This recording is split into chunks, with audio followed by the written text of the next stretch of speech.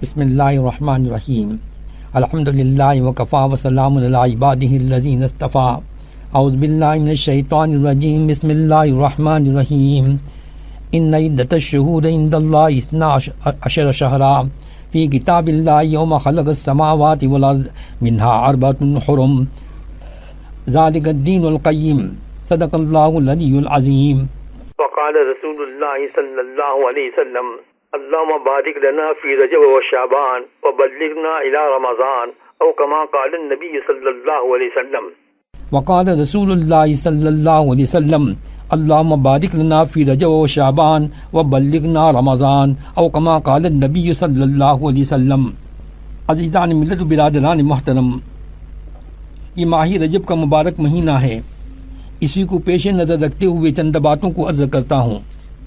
اس وقت قرآن کریم کی جن مبارک آیتوں کو میں نے تلاوت کیا ہے، اس میں اللہ رب العزت فرماتے ہیں کہ بے شک اللہ کے نزدیک مہینوں کی تعداد 12 متعین ہیں، مقرر ہیں۔ جس دن اللہ تعالیٰ نے آسمان و زمین کو پیدا کیا تھا، اللہ تعالیٰ نے لوح محفوظ میں ان 12 مہینوں کو پہلے ہی لکھ دیا تھا۔ ان میں 4 مہینے ادب اور حرمت والے، عزت والے ہیں۔ یہ 4 مہینے یہ ہیں ماہ رجب، ذی قعدہ، ذی الحجہ اور محرم۔ اسی 4 مہینوں کو اشہر حرم کہتے ہیں، عزت و عظمت والے مبارک مہینے۔ قرآن کریم کے مفسرین نے بیان کیا ہے کہ گزشتہ تمام نبیوں اور رسولوں کی شریعت میں بھی 12 مہینے ہی مانے جاتے تھے۔ ان 12 مہینوں میں 4 مہینے بڑے مبارک اور ادب و احترام کے مہینے سمجھے جاتے تھے۔ اپنی جاہلیت کے زمانے میں عرب والے بھی 4 مہینوں کی بڑی عزت کرتے تھے۔ قتل و قتال، لڑائی ان مہینوں میں کرنے سے پرہیز کرتے تھے، لیکن عرب والے اپنے مطلب اور اپنی نفسانی اغراض کو پورا کرنے کے لیے مہینوں کی ترتیب بدل دیتے، آگے پیچھے کر لیتے تھے۔ رسول اکرم صلی اللہ علیہ وسلم نے پھر آسمانی اصل ترتیب قائم کر دی۔ سن 10 ہجری میں حضرت نبی کریم صلی اللہ علیہ وسلم نے اپنی آخری حجۃ الوداع میں حضرت نبی کریم صلی اللہ علیہ وسلم اپنے آخری حجۃ الوداع میں تشریف لے گئے تو قدرتی طور پر ایسا نظام بن گیا کہ مہینہ اصلی ذی الحجہ کا تھا۔ آپ صلی اللہ علیہ وسلم نے اپنے حجۃ الوداع کے خطبے میں ارشاد فرمایا، الا ان الزمانہ قد استدار کحیۃ یوم خلق اللہ السماوات والارض او کما قال رسول اللہ صلی اللہ علیہ وسلم، یعنی زمانہ پھر آ کر پھر اپنی اس حیت پر آ گیا جس پر اس کو اللہ تعالیٰ نے زمین و آسمان کی پیدائش کے وقت رکھا تھا۔ اب قیامت تک اس کی ترتیب میں کوئی تبدیلی نہیں ہوگی۔ قرآن کریم نے ہمیشہ کے لیے اس پر مہر لگا دی ہے، اور رسول اکرم صلی اللہ علیہ وسلم نے حجۃ الوداع کے موقع پر عام اعلان کے ذریعہ ہمیشہ کے لیے قرآنی فیصلہ سنا دیا۔ تمام نبیوں و رسولوں کی شریعتیں اس پر متفق ہیں کہ یہ 4 مہینے عزت و احترام والے مہینے ہیں۔ ماہ رجب، ذی قعدہ، ذی الحجہ اور محرم برکت والے مہینے ہیں۔ ان مہینوں میں ہر عبادت کا ثواب زیادہ ہوتا ہے، اور ان میں کوئی گناہ کرے تو اس کا وبال و عذاب بھی زیادہ ہے۔ آگے آیت میں یہ بھی فرمایا ہے کہ ذالک الدین القیم، یہ ہے دین مستقیم، سیدھا دین۔ فلا تظلموا فیہن انفسکم، یعنی ان مقدس مبارک مہینوں میں تم اپنا نقصان نہ کرنا، ان مہینوں کے مقررہ احکام و احترام کے خلاف ورزی نہ کرنا، اور عبادت گزاری میں کوتاہی نہ کرنا۔ یہ 4 مہینے اشہر حرم ہیں، ادب و احترام والے مہینے ہیں۔ قرآن کریم کے مفسرین نے ان آیتوں کی تفسیر میں یہ بھی لکھا ہے کہ ان مبارک مہینوں کا خاصیت یہ ہے کہ ان میں جو کوئی عبادت کرتا ہے اس کو بقیہ مہینوں میں بھی عبادت کی توفیق اور ہمت نصیب ہوتی ہے۔ اسی طرح جو شخص کوشش کر کے ان مہینوں میں اپنے آپ کو گناہوں اور برے کاموں سے بچا لے تو باقی سال کے مہینوں میں اس کو ان برائیوں سے بچنا آسان ہو جاتا ہے۔ اس لیے ان مہینوں سے فائدہ نہ اٹھانا ایک بڑا نقصان ہے۔ عزیزان محترم، قرآن کریم کی روشنی میں علماء کرام نے فرمایا ہے کہ ہم مسلمانوں کو اپنے اسلامی 12 مہینے یاد رکھنے چاہیے، اس کی تاریخوں کو یاد رکھیں، اسلامی مہینوں میں پیش آنے والے تاریخی واقعات کو پڑھنا چاہیے، سننا چاہیے، اس سے نصیحت حاصل کرنا چاہیے، اور جو احکام بیان کیے گئے ہوں اس پر عمل کرنا چاہیے۔ اپنے گھر والوں کو، اپنے بچوں کو بھی واقف کرنا چاہیے، یہ ہمارا فرض ہے، اس سے غفلت نہ کرنا چاہیے۔ ہم سب کے لیے کتنے افسوس کی بات ہوگی کہ نہ ہم اسلامی مہینوں کے نام جانتے ہوں اور نہ ہمیں ان مہینوں میں پیش آنے والے اسلامی واقعات کا کچھ بھی علم نہ ہو۔ واقع ہجرت، اسلامی نیا سال، یوم عاشوراء، شہادت حضرت امام حسین، ولادت النبی صلی اللہ علیہ وسلم، وفات النبی صلی اللہ علیہ وسلم، وصیت النبی صلی اللہ علیہ وسلم، معراج النبی صلی اللہ علیہ وسلم، شب برات، لیلۃ القدر، یوم عرفہ، واقع قربانی، غزوات النبی صلی اللہ علیہ وسلم یعنی غزوہ بدر، غزوہ احد، غزوہ خندق، فتح مکہ، اس کے علاوہ بے شمار عظیم الشان اسلامی تاریخی واقعات سے ہماری اسلامی کتابیں بھری پڑی ہیں۔ اس کو پڑھنا چاہیے، سننا چاہیے، اپنی مسجدوں و مرکزوں میں وقتاً فوقتاً جلسوں کا انتظام کر کے اپنے بھائیوں اور اپنی ماؤں بہنوں و بچوں کو سنانا چاہیے۔ آج کے حالات میں ہمارا فرض ہے کہ ہم مل کر اس کی کوشش کریں اور اس کے لیے قربانیاں دیں۔ ہم خیر امت ہیں، بھلائی کی طرف بلانے والی اور برائی سے بچانے والی رسول اللہ صلی اللہ علیہ وسلم کی امت ہیں۔ عزیزان محترم، یہ ماہ رجب کا مبارک مہینہ ہے۔ حدیث شریف میں ہے کہ جب ماہ رجب کا پہلا چاند نظر آتا ہے تو حضرت نبی کریم صلی اللہ علیہ وسلم بارگاہ الہی میں اس طرح دعا فرماتے: اللہم بارک لنا فی رجب و شعبان و بلغنا رمضان، او کما قال رسول اللہ صلی اللہ علیہ وسلم، یعنی اے اللہ ماہ رجب و شعبان کو ہمارے لیے برکت والا بنا دے اور ہم کو رمضان کی مبارک مہینے تک پہنچا دے۔ رسول اللہ صلی اللہ علیہ وسلم نے رجب و شعبان میں برکت کی دعا مانگی اور یہ بھی دعا مانگی: اے رب العالمین، ہمیں اتنی عمر دیجیے کہ ہم رمضان المبارک پالیں، رمضان کا مبارک مہینہ مل جائے۔ حضرت نبی کریم صلی اللہ علیہ وسلم نے رمضان المبارک تک پہنچنے کی تمنا اور شوق ظاہر فرمایا تاکہ ماہ رمضان میں رب کریم کی طرف سے جو بے شمار نعمتیں و رحمتیں نازل ہوتی ہیں اسے حاصل کر لیں۔ اس سے ایک طرف ماہ رمضان کی عظمت و فضیلت سے اپنی ایمان والی امت کو واقف کیا تاکہ تمام ایمان والے رمضان مبارک حاصل کرنے کے لیے اللہ تعالیٰ کی بارگاہ میں دعا کریں، اور دوسری طرف ماہ رجب و شعبان میں بھی نفلی عبادتیں کر کے، ذکر و اذکار کر کے، دعائیں کر کے برکتوں اور رحمتوں کو حاصل کرنے کی کوشش کریں تاکہ رمضان مبارک میں روزوں، نمازوں اور دوسری عبادتوں کا ذوق و شوق زیادہ سے زیادہ ہو جائے۔ رمضان مبارک کی تیاری رجب و شعبان کے مہینے میں خوب کریں، ان مہینوں کو غفلتوں میں نہ گزاریں۔ جس طرح 5 وقتہ فرض نمازوں سے پہلے سنتوں کے پڑھنے کا جو حکم دیا گیا ہے، اس کی حکمتوں میں سے ایک حکمت یہ بیان کی گئی ہے کہ پہلے کچھ سنتیں پڑھ لیں، اس سے گناہوں کی سیاہی اور دل پر چھائی ہوئی برائیاں کچھ صاف ہو جائے گی۔ اس کے بعد فرض نمازیں ادا کی جائے گی تو خشوع و خضوع والی نماز ہوگی، نماز پڑھنے میں لطف آئے گا اور دل خوب لگے گا، قرب الہی نصیب ہوگا۔ عزیزان کرام، ہر انسان کے دل میں برکت کی طلب و تمنا ہوتی ہے۔ برکت کا لفظ بہت برکت والا ہے، برکت کا لفظ بہت برکت والا ہے۔ عبادتوں، نمازوں، دعاؤں، ذکر اللہ، تسبیحات، تلاوت قرآن وغیرہ نیک اعمال کر کے برکتوں و رحمتوں کو حاصل کیا جاتا ہے۔ نماز کے بعد قاعدہ میں بیٹھ کر ہر نمازی یہ تشہد پڑھتا ہے: التحیات للہ والصلوات والطیبات، السلام علیک ایھا النبی ورحمۃ اللہ وبرکاتہ، السلام علینا وعلی عباد اللہ الصالحین، واشہد ان لا الہ الا اللہ واشہد ان محمدا عبدہ ورسولہ۔ یعنی ہر قسم کی قولی و فعلی، زبانی و جسمانی عبادتیں اے اللہ تیرے ہی لیے ہیں۔ سلام ہو اے نبی صلی اللہ علیہ وسلم آپ پر، اور اللہ کی طرف سے رحمت اور برکتیں ہوں، اور سلام ہو ہم پر اور اللہ کے نیک بندوں پر، اور میں گواہی دیتا ہوں کہ اللہ کے سوا کوئی عبادت کے لائق نہیں، اور گواہی دیتا ہوں کہ حضرت محمد صلی اللہ علیہ وسلم اللہ کے بندے اور اس کے رسول ہیں۔ اس میں رحمت اللہ و برکاتہ کہہ کر رب کریم سے رحمتوں اور برکتوں کی دعا مانگی گئی ہے۔ اس میں رحمت اللہ و برکاتہ کہہ کر رب کریم سے رحمتوں اور برکتوں کی دعا مانگی گئی ہے۔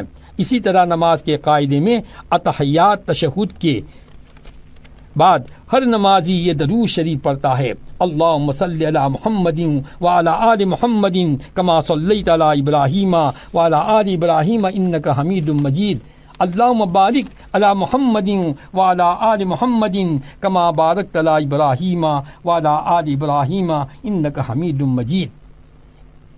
اس مبارک درود شریف پڑھ کر نمازی رب کریم کی بارگاہ میں دعا کرتا ہے کہ اللہ رحمت نازل فرما تو حضرت محمد صلی اللہ علیہ وسلم پر اور ان کی آل و اولاد پر، جیسا کہ رحمت نازل فرمائی تو نے حضرت ابراہیم علیہ السلام پر اور ان کی آل و اولاد پر، بے شک تو ہی تعریف کے لائق اور بزرگی والا ہے۔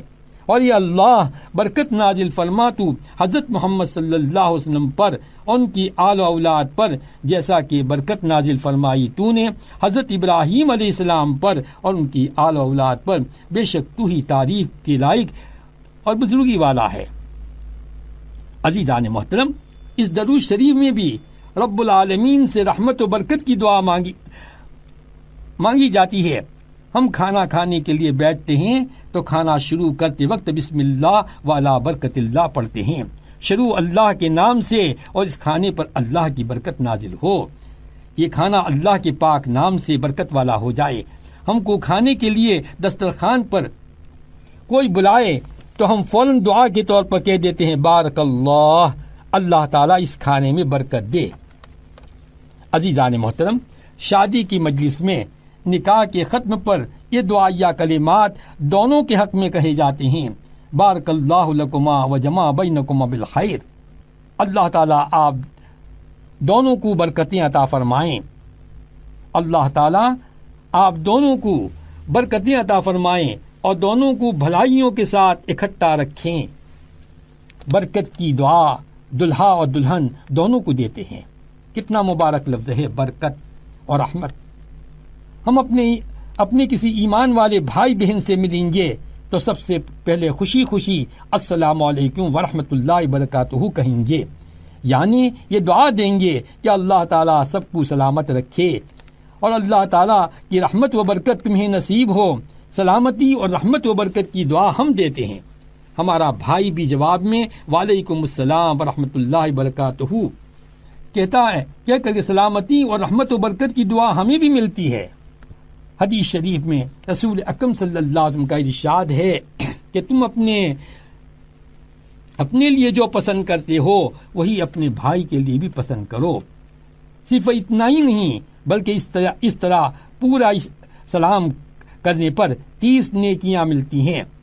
بہرحال آج کی میری تقریر کا خلاصہ یہ ہے کہ ماہ رجب اور شعبان کے لیے حضرت نبی کریم صلی اللہ علیہ وسلم نے برکت کی دعا مانگی، اور اس کا یقین ہے کہ رحمت دو عالم صلی اللہ علیہ وسلم کی دعا رب کریم قبول ہی فرماتے ہیں۔ اب ہمارے لیے یہ لازمی و ضروری ہے کہ ہم ان مہینوں میں عبادتیں کر کے رحمت الہی اور برکت خداوندی کو حاصل کرنے کی کوشش کریں اور رمضان مبارک تک پہنچنے کی دعائیں کریں، اور اس کے لیے ابھی سے تیاری کریں، اور یہ بھی یاد رکھیں کہ اسی ماہ رجب کی 27ویں شب کو حضرت نبی کریم صلی اللہ علیہ وسلم کو معراج شریف نصیب ہوئی تھی۔ معراج شریف اسلامی تاریخ کا وہ مبارک دل نشین واقعہ ہے جس کے ذریعے بہت ہی مبارک باتیں ہمیں معلوم ہوتی ہیں۔